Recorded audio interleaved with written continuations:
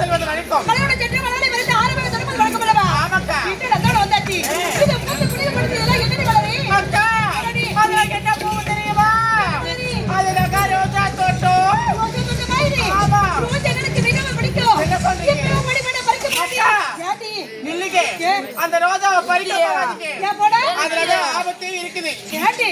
அவங்களுக்கு ஆபத்து இருக்கு.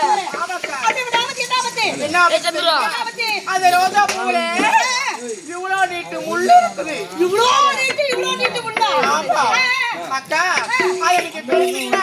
அந்த முள்ளு உங்களுக்கு குத்திரும். அது குத்துனா பரவாயில்லை பறிக்க திருவடி. அக்கா, ரத்தமும் வருதா? சீனா வரும்.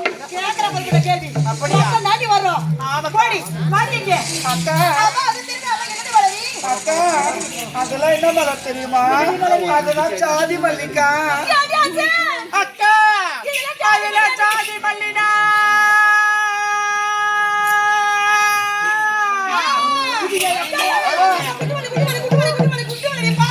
என்னத்த சொல்றீங்க?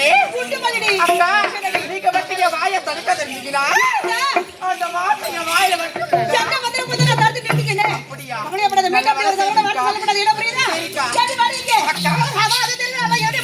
அக்கா, அதோ தெரிகிறது. அது மலர். அது தெரியல?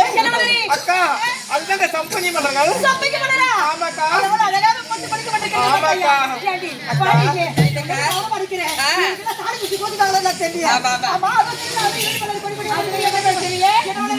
கொடிவள்ளி